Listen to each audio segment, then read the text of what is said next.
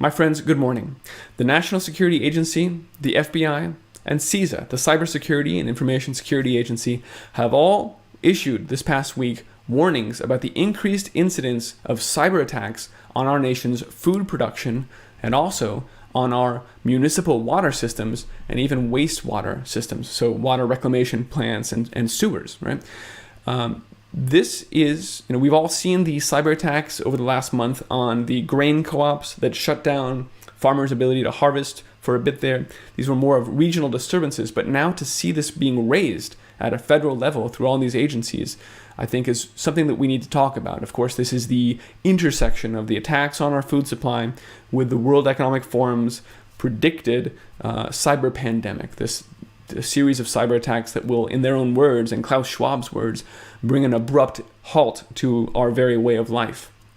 So this is a conversation that we need to have today. Let's have it. I'm Christian, and this is the Ice Age Farmer broadcast.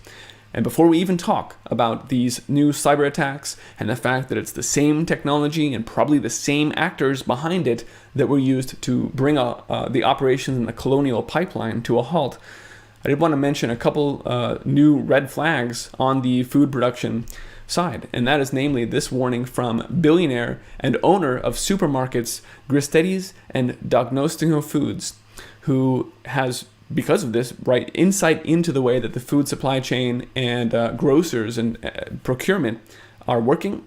And from his perspective, what he sees is that retailers are going to be forced to raise their prices for food quite tremendously over the next 2 months here. In fact, he predicts that it will be over 10% within 60 days. Now, if you look at that on an annualized basis, it's like 33% inflation. It's off the chart, right? And if there were any asset class, be it gold or food or anything, even equities, that you could guarantee a 33% return on with a short-term investment, that would be a great investment. So we don't even need to say that you should be panic buying food. Indeed, you shouldn't. That doesn't make sense. But we can say that food at this point looks like it would be a tremendous investment, a great place to put your capital. And plus, it's something you can eat no matter what happens to it, right? So briefly, let's hear from him. You know, Maria, we're both in the oil business and we're in the food business. So I see all ends of the chain. So what are the CEOs doing? They're raising prices. They want to be ahead of the curve. So whatever's going on, I see food prices going up tremendously. They want to be ahead of the curve. And the same thing with Nabisco and the same thing with Pepsi and Coke. They're going to drop all promotions. Prices are going up. They're going up faster than anybody expected. It's a little bit out of control because nobody wants to be, how do they say it? Behind the curve. Chicken, eggs, meat. What kind of increases at the cash register are you seeing for groceries that impact all of us? It's not going to reverse anytime soon. I see over 10% in the next 60 days. Yeah, and I think that's worth hearing because, again, as a billionaire and the owner of these supermarkets, he has a perspective that you and I don't. And for him to say that food is about to skyrocket in price is worth noting. Now, that's an acute situation. That's because of the existing disturbances to the supply chains, the crop losses, all the things that we've already been talking about. At the same time, this chronic situation is continuing, and I wanted to mention again briefly that the reports I've been putting out about how this energy crisis, with natural gas shortages and prices going through the roof, is flowing into a food production crisis as well, because that's the way brittle, unsustainable modern agriculture has been stood up. It has this Achilles heel. If the grid goes down, you can't dry your grains and all these other things. So I just wanted to mention that it's no longer just me saying that. It's not just Ice Age Farmer on YouTube. Here's a mainstream media report that says exactly that same, it echoes that word. Fears are growing that a global energy crisis will lead to famine, particularly in vulnerable nations, but also, of course, to drastically increasing prices in the nations with more developed supply chains. So this is not a YouTube conspiracy theorist sort of thing. This is not crazy, kooky. This is mainstream media reports saying, hey, if we don't have energy, we can't produce food. And that is also particularly poignant given what's going on with the fertilizer supplies right now. We've mentioned that fertilizer feeds half the world. If we didn't have those inputs for crops, that yields would drop, and a lot of people basically wouldn't have food. That situation is also ratcheting up right now, with China just announcing that in order to stabilize their own domestic fertilizer supplies and food security, right, so that we can feed our own people, China just announced they're going to stop exporting fertilizers, or at least put limits on it. This is a significant development because, of course, China controls 30% of the global fertilizer market.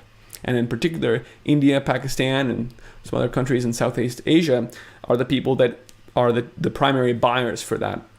So they're scrambling right now, and this is going to be even more pressure on fertilizer prices. And we already heard from the German farmers that are not able to buy fertilizer because they've shut down the factories there. So it's stunning to watch the knob turned off. They're just turning off the switch on global food production. And that's a chronic situation. So again, we have an acute situation, prices skyrocketing, a chronic situation where we might not be able to even produce food anymore. And I think, there's nothing else to say here. The food production is under attack. It's under assault on every front, and now also under cyber attack. Let's talk about that. So the NSA, the FBI, and CISA have all just issued warnings that there's more and more of these cyber attacks going on parts of the food production and food supply chain. In particular, from Brownfield Ag News here, quote, "The NSA and other agencies have issued an advisory for potential of ransomware cyber attacks against U.S. food and agricultural organizations." And it's not just, this is the key, it's no longer just impacts to a company. Corporate espionage is one thing.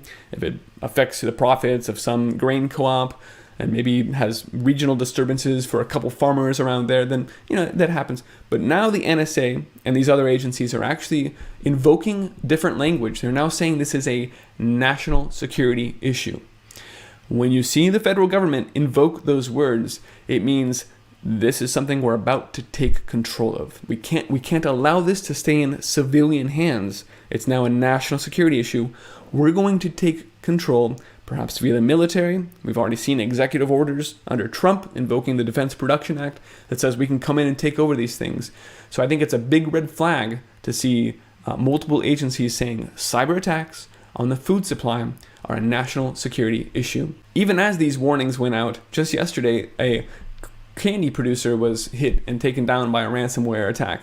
Now, I'm not saying that I'm not concerned about candy corn shortages. That's the last thing I'm worried about.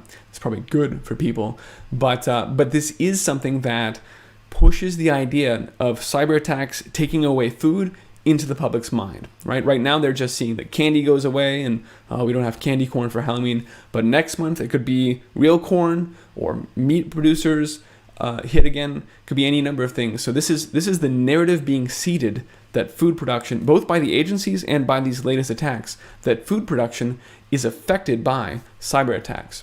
And it's not just food. I think it's also substantial to see that that CISA and these other agencies are also warning about cyber attacks on the water supplies. So here from executivegov.com, the Cybersecurity Infrastructure Security Agency, or CISA, as it's colloquially known, the EPA, the NSA, and the FBI have all jointly issued an advisory warning that threat actors are targeting hardware and software supporting drinking water and wastewater infrastructure operations. So sewers and water reclamation plants, right? The whole system that keeps water flowing in taps across cities in the United States is apparently under attack. CISA said that malicious cyber threats to information and operational technology networks could affect the sector's potable water delivery management efforts.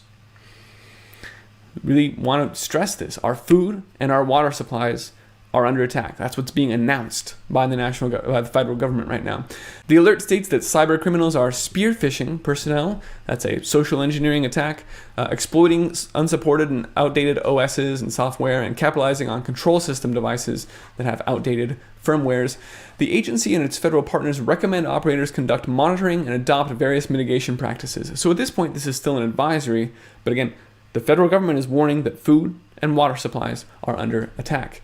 And here from ComputerWeekly.com, we get a little more insight into the idea that it is the same group as the Black Matter technology, which is a rebrand of the now defunct DarkSide ransomware, which was credited for the attack on the Colonial Pipeline. Now, of course, in their narrative, this is a shady room somewhere full of Russian bots, right? That is conducting this cyber warfare on the innocent United States. When we looked into the actors behind the Colonial Pipeline, there were a lot of signs that that was an inside job, that the IT department at Colonial had some warnings. They shut down systems that they didn't even need to. So whether or not they were actually responsible for the attack, we don't even need to say, but they were definitely working in concert with these actors to ensure the impact was felt that by the entire East Coast not having that pipeline flowing. Continuing, U.S. agencies did not confirm which critical infrastructure organizations have been attacked, but Black Matter had targeted U.S. grain co-op No Cooperative in September 2021, and there was another grain co-op that was taken down, as we've mentioned. So all of these things are accelerating. We've got an acute crisis with prices expected to skyrocket 10% over the next 60 days, according to industry insiders. And we're also seeing fertilizer shortages, with China now stopping their exports. So this is going to continue to get worse. Russia just announced they were clawing back some of their gas supplies to Europe, which means the energy crisis is not over at all. In fact, it's accelerating. And we're also seeing that the media is putting out messages about how the supply chain crisis is now leading to food shortages in schools.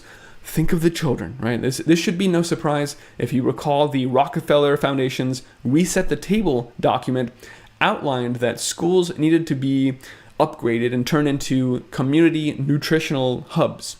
So the idea that schools are running out of food feeds into this idea that we really need to bolster the way that food flows through schools into communities. Think of the children. This is pushing that idea into the public, as well as just raising awareness that food shortages are happening. Welcome. This is the new normal. Food shortages are part of it. There's one last thing I wanted to mention today, and that is that I keep seeing the idea of a parallel society for the unvaccinated pushed out there. And I understand the use of that term and of the idea. I understand how it flows organically from the way that half of society is locking out the other half. But I just wanted to mention that I don't like it. I get a weird feeling when I see these statements. It's time to build a parallel society.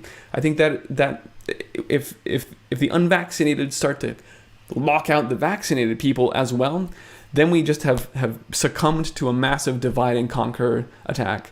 Some of the most advanced social engineering really this place has ever seen.